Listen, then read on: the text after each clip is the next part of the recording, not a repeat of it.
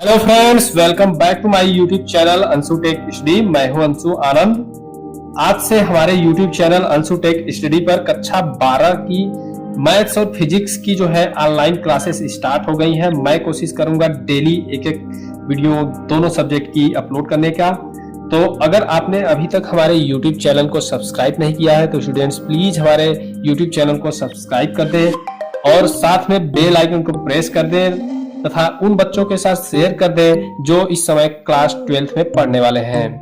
तो ये जो वीडियो है सीबीएसई और यूपी बोर्ड दोनों के लिए बेनिफिशियल रहने वाली है। तो इसमें हम डिस्कस करने वाले हैं क्लास 12th के फिजिक्स का पहला यूनिट जो है इलेक्ट्रिक चार्ज एंड इलेक्ट्रोस्टैटिक्स। तो आज हम पढ़ेंगे पहले इलेक्ट्रिक चार्ज क्या होता है और इलेक्ट्रोस्टैटिक्स क्या है। चलिए स्टार्ट करते हैं इस लेक्चर को बिना किसी देर के। ये पहली यूनिट है फिजिक्स की। तो इसमें जो है स्थिर वैद्युतिकी के बारे में पढ़ने से पहले आपको पता होना चाहिए स्थिर वैद्युतिकी होती क्या है।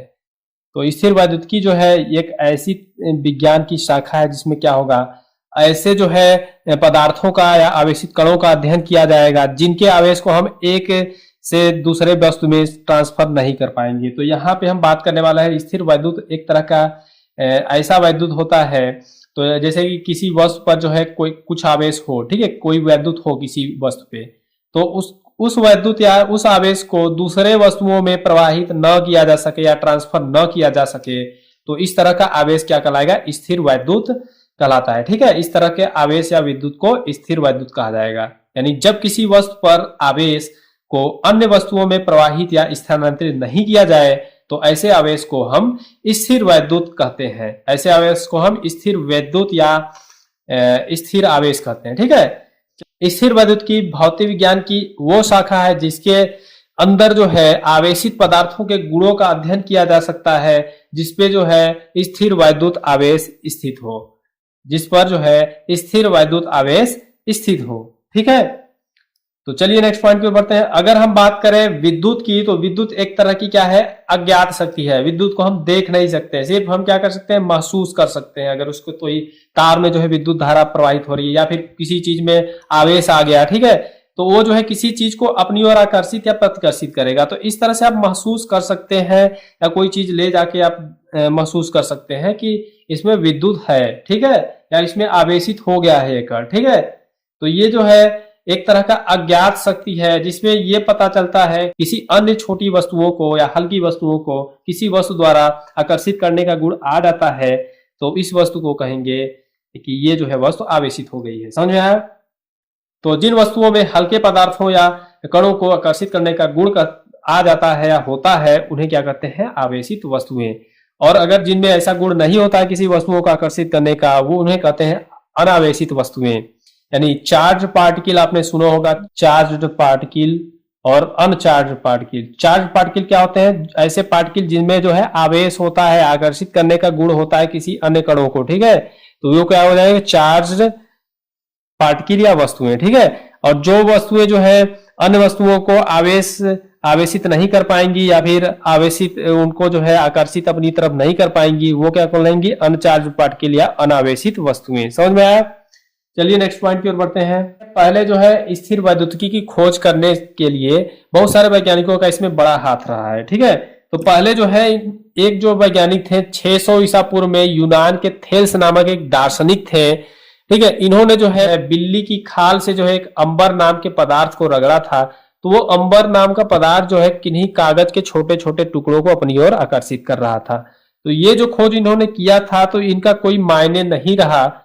इंग्लैंड की जो महारानी थी एलिजाबेथ, इनके कोई एक चिकित्सक थे डॉक्टर गिलबर्ट, इन्होंने जो है उन्हीं के शोध को आगे बढ़ाते हुए उन्हें ये प्रमाणित किया कि अंबर या बिल्ली के खाल की भांति जो है अन्य वस्तुएं भी जो है अपनी ओर आकर्षित कर सकती हैं। जैसे हम कांच के साथ रेशम को रगड़ें या लाख के साथ फनालेर को रगड़ें, ठीक है, तो कई सारी वस्तुओं को आपस में रगड़ने से तो ये जो क्या करती हैं वस्तुएं एक दूसरे छोटी छोटी हल्की चीजों को अपनी ओर आकर्षित करती हैं। जैसे आप लोगों ने कंघी को भी अपने बाल में रगड़ के आप रगड़िए, कोई कंघी ले लीजिए अपने बाल में रगड़िए और छोटे छोटे कागज के टुकड़े या फिर रख दीजिए वहां पे नीचे, तो आप देखेंगे कि ये छोटे छोटे कागज के टुकड़े जो है कंघी की तरफ आकर्षित होते जा रहे हैं। ठीक है, तो इस तरह से भी जो है ये क्या हो गया, कंघी में कुछ आवेश हो गया, ठीक है। तो बालों का जो है इलेक्ट्रॉन जो होंगे कंघी में चले जाते हैं, बालों के इलेक्ट्रॉन क्या हो गए, कंघी में चले गए, या कंघी के इलेक्ट्रॉन बालों में चले गए, तो इस तरह से उस पर धनावेश या ऋणावेश हो जाएगा। 1646 में एक वैज्ञानिक थे थॉमस ब्राउन, इन्होंने जो है विद्युत को जो नाम दिया इलेक्ट्रिक या वैद्युत, ठीक है। इलेक्ट्रिसिटी या इलेक्ट्रिक जो है ये एक तरह का नामकरण किया इसका, समझ में आया। तो इसी तरह से जो है आगे चल के वैद्युत की खोज हुई। आइए बात करते हैं घर्षण वैद्युत होता क्या है। तो घर्षण वैद्युत या फिर फ्रिक्शन इलेक्ट्रिसिटी या ऐसी वैद्युत होती है जिसमें क्या होता है कि दो वस्तुओं को आपस में रगड़ने पर क्या होता है, एक दूसरे वस्तु में जो है इलेक्ट्रॉनों का ट्रांसफर हो जाता है। तो इससे क्या होता है, वस्तुएं जो होती हैं नेगेटिव चार्ज हो जाती हैं और पॉजिटिव चार्ज होते हैं, ठीक है। जिन वस्तुओं से इलेक्ट्रॉन निकल जाते हैं वो उन वस्तुओं पे जो है पॉजिटिव चार्ज हो जाता है, और जिन वस्तुओं पे इलेक्ट्रॉन आके मिल जाते हैं उन पे जो है नेगेटिव चार्ज हो जाता है, ठीक है। तो यहाँ पे हम बात करेंगे जब हम रेशम के कपड़े में जो है कोई कांच की छड़ को हम रगड़ते हैं तो यहाँ पे क्या होगा कि कांच की छड़ के जो इलेक्ट्रॉन होंगे वो इजीली निकल जाएंगे, क्योंकि वो वीकली बॉन्डेड होते हैं, मतलब कमजोर तरीके से बंधे होते हैं इलेक्ट्रॉन कांच की छड़ में रेशम के कपड़े की अपेक्षा। तो ये क्या होंगे कि कांच के छड़ के जो इलेक्ट्रॉन होंगे वो इजीली जो है निकल के रेशम के कपड़े में चले जाएंगे, ठीक है। तो इस तरह से रेशम जो होगा, रेशम का कपड़ा जो होगा वो नेगेटिवली चार्ज होगा, यानी नेगेटिव उस पर चार्ज हो जाएगा या ऋणात्मक आवेश आ जाएगा, ठीक है। और जो ग्लास का जो होगा बना हुआ कांच का जो छड़ होगा उस पर पॉजिटिव चार्ज हो जाएगा। तो जब भी हम पॉजिटिव चार्ज वाले जो है कांच की छड़ को ले जाएंगे कहीं पे तो देखेंगे छोटे छोटे कागज के टुकड़ों को वो लिफ्ट कर लेगा अपनी तरफ से, ठीक है। तो या फिर इबोनाइट या फिलालेन को जो है एक साथ रगड़ने पे भी जो है ऐसा होता है। तो इबोनाइट जो की छड़ हो जाएगी जो वो क्या हो जाएगी, नेगेटिव चार्ज हो जाती है, और फिनालेन जो है वो पॉजिटिव चार्ज हो जाता है। समझ में आया। तो कुछ इस तरह से घर्षण वैद्युत जो है उत्पन्न की जाती है। तो घर्षण वैद्युत भी एक तरह की क्या है, स्थिर वैद्युतिकी के अंतर्गत इसका अध्ययन किया जाता है, ठीक है। तो घर्षण वैद्युत भी क्या है, एक तरह का स्थिर वैद्युत है। तो घर्षण विद्युत एक तरह की वैद्युत है जो दो वस्तुओं को आपस में रगड़ने से उत्पन्न होती है, आपको पता हो गया होगा। तो जैसे कि देखेंगे अचालक वस्तुएं जो नॉन कंडक्टिंग मटेरियल्स हैं वो क्या होंगे, उनके जितने भाग को रगड़ा जाएगा उतना ही भाग उनका आवेशित होता है। लेकिन जो है कंडक्टर्स या फिर चालक में क्या होगा, अगर कोई चीज को रगड़ते हैं तो उसका जितना भी बॉडी होगा, आउटर सरफेस होगा, उस पर आवेश पूरी तरह से फैल जाता है। समझ में आया। चलिए नेक्स्ट पॉइंट की ओर बढ़ते हैं। यहाँ पे आवेश की बात की जाए तो आवेश को हम जैसे आवेश जो होता है, आवेश को हम इलेक्ट्रॉनों के मल्टीपल में लिखते हैं, जैसे Q इक्वल टू NE, ठीक है। Q इक्वल टू NE, जहां पे Q क्या है, आवेश है। आवेश जो हो गया यहाँ पे चार्ज जो होता है इलेक्ट्रॉनों के आवेशों के मल्टीपल में लिखते हैं। तो N क्या हो गया, N इक्वल टू यहाँ पे हो सकता है 1 2 3 4 so on, ठीक है। तो ये प्लस माइनस NE से डिनोट करते हैं, Q equal two plus minus NE। तो आवेश जो हो गया वो क्या होता है, किसी वस्तु पे जो आवेश होगा तो उसमें इलेक्ट्रॉनों की कुछ कमी होगी, इलेक्ट्रॉनों की या फिर कुछ वृद्धि हो सकती है। तो इस तरह से जितने भी इलेक्ट्रॉन घटेंगे या बढ़ेंगे तो वहां पे कैलकुलेट कर लिया जाता है, उसी के मल्टीपल में जो है यहाँ पे Q इक्वल टू यानी फार्मूला लगा के वहां पे वस्तु पे आवेश निकाल लिया जाता है। तो एक इलेक्ट्रॉन की बात करें तो इलेक्ट्रॉन पे नेगेटिव चार्ज होता है, इस पे जो आवेश होता है नेगेटिव में 1.6 into 10 to the power minus 19 coulomb का आवेश होता है यहाँ पे इलेक्ट्रॉन्स पे। समझ में आया। तो ये जो है इलेक्ट्रॉन पे कितना आवेश होता है 1.6 into 10 to the power minus 19 coulomb. तो आवेश की बात की जाए तो आवेश देखिए दो प्रकार का होता है, ठीक है। तो आवेश पहला जो टाइप होता है उसका धनावेश होता है और दूसरा टाइप होता है ऋणावेश, positive charge and negative charge, यानी धनावेश और ऋणावेश। अगर हम बात करें इसके प्रॉपर्टी की तो अगर समान प्रकार के आवेश होंगे यानी प्लस और प्लस क्या करेंगे, एक दूसरे को रिपल्स करेंगे, प्लस और प्लस क्या करेंगे, एक दूसरे को रिपल्स करेंगे, ठीक है। यानी एक दूसरे को प्रतिकर्षित करेंगे, दूर धकेलेंगे आपस में, ठीक है। अगर एक माइनस हो जाए एक प्लस हो जाए यानी विपरीत प्रकार के आवेश क्या होंगे, एक दूसरे को आकर्षित करेंगे, एक दूसरे को क्या करेंगे, वे आकर्षित करेंगे। समझ में आया। समान प्रकार के आवेश एक दूसरे को प्रतिकर्षित करते हैं और जो है विपरीत प्रकार के आवेश जो होंगे एक दूसरे को आकर्षित करेंगे, ठीक है। तो आवेश के बारे में हम बात करें तो आवेश एक तरह की अदिश राशि है या स्केलर क्वांटिटी है। समझ में आया? तो आवेश का जो एसआई मात्रक होता है वो क्या होता है? कूलाम। आवेश का एसआई मात्रक क्या होता है? यहाँ पे कूलाम होता है। तो इसमें जो है कूलाम में नापते हैं इसको। तो इसकी जो विमा की बात की जाए तो आवेश की विमा क्या होती है? एटी। ए क्या है? एम्पियर, और टी क्या है? समय है। आवेश को जो है हम इलेक्ट्रॉनों के मल्टीपल से डिनोट करते हैं। ये दो प्रकार के होते हैं, धनावेश और ऋणावेश। और एक दूसरे को ये जो है आकर्षित कब करेंगे? जब ये विपरीत प्रकार के होंगे। और एक दूसरे को प्रतिकर्षित तब करेंगे जब ये समान प्रकार के होंगे। ठीक है, जैसे माइनस माइनस भी अगर हो जाए यहाँ पे तो एक दूसरे को क्या करेंगे? ये प्रतिकर्षित करेंगे, एक दूसरे को दूर ढकेलेंगे ये। ठीक है, और ये अगर एक हो जाए प्लस, एक हो जाए माइनस, तो ये दूसरे को आकर्षित करने लगेंगे। समझ में आया? आवेश का जो यूनिट है उसको जो है सीजीएस पद्धति में ईएसयू से भी डिनोट करते हैं, यानी इलेक्ट्रोस्टैटिक यूनिट ऑफ चार्ज से। ठीक है, चलिए नेक्स्ट पॉइंट की ओर बढ़ते हैं। यहाँ पे विद्युत आवेश का विमीय सूत्र जो होता है यहाँ पे एटी होता है। विद्युत आवेश का विमीय सूत्र क्या होगा? यहाँ पे एटी। समझ में आया? विद्युत आवेश के गुण। तो विद्युत आवेश की गुण की बात की जाए तो विद्युत आवेश मैंने बताया कि समान प्रकार के आवेश एक दूसरे को क्या करते हैं? प्रतिकर्षित करते हैं, और विपरीत प्रकार के आवेश एक दूसरे को आकर्षित करते हैं। ये तो पहला गुण हो गया। और दूसरा गुण आवेश में क्या होता है? क्वांटीकरण होता है। ये किसी वस्तु पे आवेश की बात की जाए तो वो इलेक्ट्रॉन पे जितना आवेश होगा उसके मल्टीपल में ही होगा। जहां पे n इक्वल टू क्या होगा? वहां पे 1 2 3 4 so on। ठीक है, किसी निकाय में बहुत सारे अगर आवेश दिए गए हो और किसी निकाय में जो या सिस्टम में बहुत सारे आवेश दिए गए हो, ठीक है, तो इनका जो बीजगणितीय योग होगा उस पे, उस निकाय पे कुल आवेश के बराबर होता है। उस निकाय पे स्थित कुल आवेश के बीजगणितीय योग के बराबर होता है। तो ये जो है एडिशन ऑफ चार्ज भी कह सकते हैं। ठीक है, एडिटिव ऑफ चार्ज भी इसको कह सकते हैं, आवेश की योज्यता। ठीक है, अगर सपोज मान लेते हैं किसी भी सिस्टम या निकाय में Q1 Q2 Q3 so on, Q1 आवेश है। ठीक है, Q1 आवेश है तो कुल आवेश उस सिस्टम में हो जाएगा, कुल आवेश जो हो जाएगा निकल के आएगा capital Q equal to Q1 plus Q2 plus Q3 plus so on Qn। ठीक है, तो यहाँ पे कुल आवेश क्या होगा? उन सभी आवेशों के योगफल के बराबर होगा। किसी निकाय पे Q1 Q2 Q3 और बहुत सारे आवेश हो तो उन पे जो है टोटल आवेश जो होगा उन सभी छोटे छोटे आवेशों के योगफल के बराबर होगा। समझ में आया?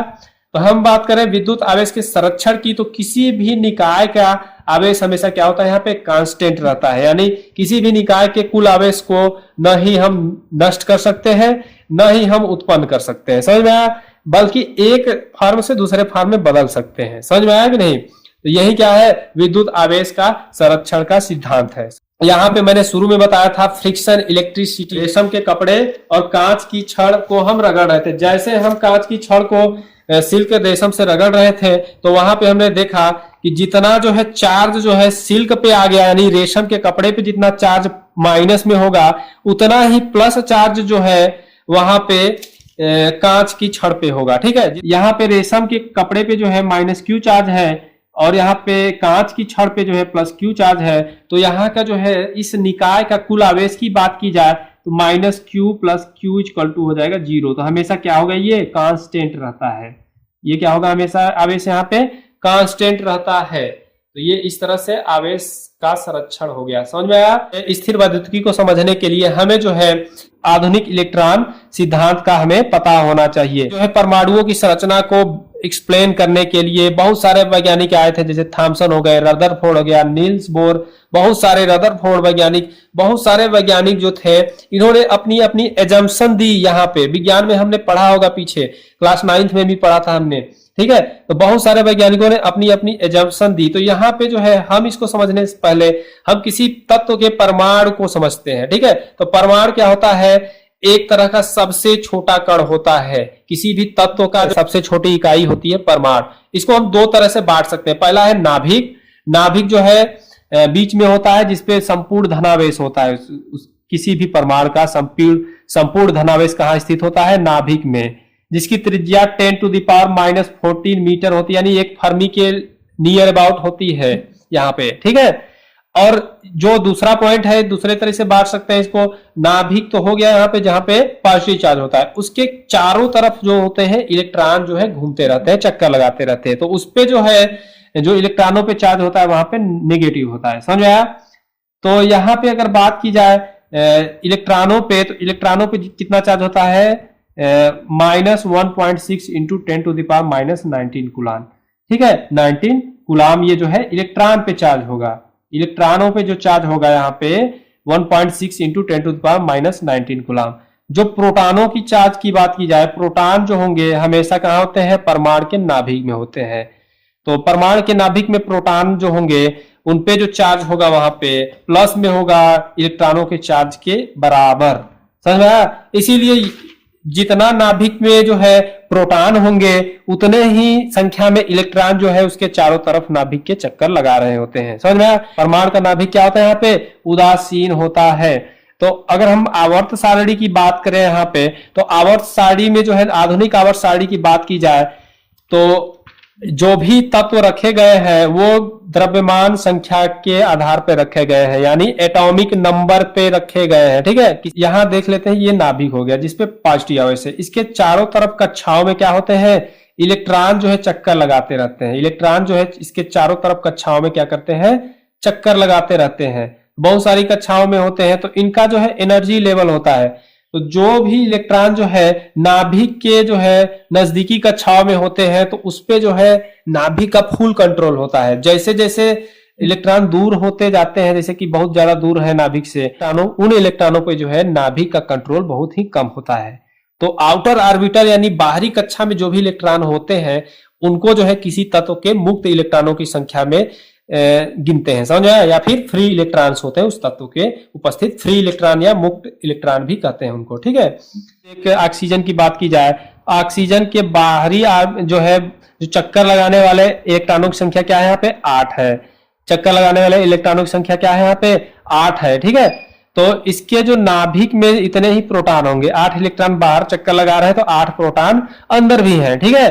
तो 8 इलेक्ट्रॉन पे जो है नेगेटिव चार्ज है 8, ठीक है, और 8 प्रोटॉन पे पॉजिटिव चार्ज हो गया। तो इस तरह से उनका परमाणु क्या है, उदासीन हो गया। अगर इसमें जो है एक इलेक्ट्रॉन इससे निकाल दें, ऑक्सीजन की कक्षा से जो है आउटर ऑर्बिटल से एक इलेक्ट्रॉन हम बाहर की तरफ निकाल दें, तो यहाँ पे क्या होगा कि इलेक्ट्रॉन की कमी के कारण जो है वो पॉजिटिव चार्ज हो जाएगा, यानी ऑक्सीजन जो है पॉजिटिव चार्ज हो जाएगा, ठीक है। तो इस तरह से जो है हम क्या कर सकते हैं, किसी वस्तु या फिर किसी तत्व के जो है परमाणु में इलेक्ट्रॉनों की संख्या घटाने या बढ़ाने से वो जो है उसको आवेशित कर सकते हैं। अगर किसी तत्व में जो है इलेक्ट्रॉनों की संख्या अगर बढ़ जाती है, यानी जितना ही ज्यादा इलेक्ट्रॉन वो अपने अंदर एब्जॉर्ब करेगा वो उतना ही रिआवेशित होता जाता है, ठीक है। और जितना ही वो इलेक्ट्रॉन अपने अंदर से बाहर की तरफ निकालता जाएगा, यानी छोड़ता जाएगा इलेक्ट्रॉन, ठीक है, तो वो जो तत्व होगा उतना ही पॉजिटिव चार्ज होता जाएगा, ठीक है। किसी भी तत्व में इलेक्ट्रॉनों की संख्या अगर हम घटाएंगे, ठीक है, इलेक्ट्रॉनों की संख्या हम क्या कर रहे हैं, घटा रहे हैं, तो वहां पे चार्ज क्या हो जाएगा, यहाँ पे पॉजिटिव हो जाएगा। इलेक्ट्रॉनों की संख्या घटेगी तो चार्ज क्या हो जाएगा, यहाँ पे आवेश क्या हो जाएगा, वहां पे पॉजिटिव हो जाएगा। इलेक्ट्रॉनों की संख्या बढ़ेगी उस तत्व में तो वो तत्व क्या हो जाएगा, नेगेटिव हो जाएगा या नेगेटिवली चार्ज हो जाएगा, समझ में आया। तो इस तरह से जो है पीछे हमने घर्षण वैद्युत में जो है स्थिर वैद्युत की या स्थिर वैद्युत हम उत्पन्न कर रहे थे, तो वहां भी क्या हो रहा था कि जैसे हम रेशम के कपड़े, ठीक है, रेशम के कपड़े से जो है कांच की छड़ को हम रगड़ रहे थे, तो वहां पे क्या हो रहा था, जो है कांच के जो इलेक्ट्रॉन थे, कांच के जो तत्व के इलेक्ट्रॉन थे वो क्या हो रहे थे, वो कम वीकली बॉन्डेड थे, यानी कमजोर तरीके से बंधे हुए थे आपस में, ठीक है। तो वो जो है इजिली निकल गए वहां पे, ठीक है, रगड़ने से, क्योंकि सिल्क में जो है इलेक्ट्रॉन थोड़ा सा उससे अच्छे से बंधे हुए थे, ठीक है, थोड़ा सा हार्ड बॉन्डिंग थी उनकी।